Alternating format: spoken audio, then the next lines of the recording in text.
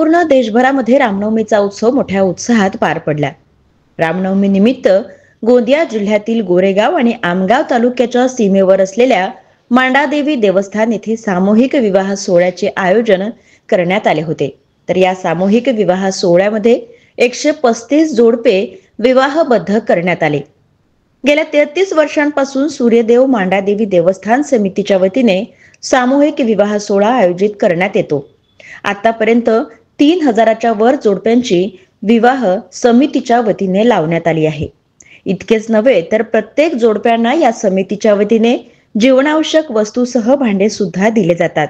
या समितीच्या कार्याची दखल घेत सामाजिक न्याय विभागाच्या वतीने फुले शाहू आंबेडकर पुरस्काराने या समितीला सन्मानित करण्यात आले आहे। किती वर्षापासून या ठिकाणी सामूहिक विवाह सोहळा आयोजित करण्यात येतो? यावर्षी किती जोडपे विवाहबद्ध झालेली आहेत? संपूर्ण मध्य भारतामध्ये सर्वात प्रथम आजच्या 33 वर्षापूर्वी श्री सूर्यदेव मांडादेवी देवस्थान समितीच्या वतीने सर्व जातीय सामूहिक विवाह सोहळ्याचे आयोजन करण्यात येते।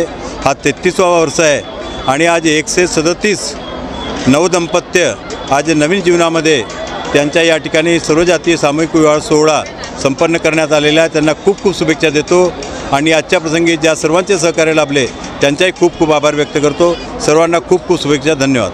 काय जीवनोपयोगी साहित्य आपण त्यांना वितरित करतो या विवाह सोहळ्यादरम्यान? त्यांना जीवनोपयोगी एक तर मंगळसूत्र, त्यांचे सर्व वस्त्र, भांडे, पंखे वगैरे असे म्हणजे मिळून जे दैनंदिन जीवनामध्ये उपयोगी वस्तू असतात अशा वस्तू त्यांना या समितीच्या वतीने त्यांना सप्रेम भेट दिली जाते आणि त्यांच्याकडून कोणत्याही प्रकारचे शुल्क आम्ही आकारत नाही आणि अशा प्रकारे मोफत गरीबातल्या गरीब माणसाचे त्यांना त्यांचा वेळ वाचावा, पैसा वाचावा याकरता सातत्याने हा उपक्रम दिवसेंदिवस आपण पाहतो की जोडप्यांची संख्या वाढत आहे आणि एक निश्चितपणे चांगला उपक्रम आज समितीच्या माध्यमातून होत आहे।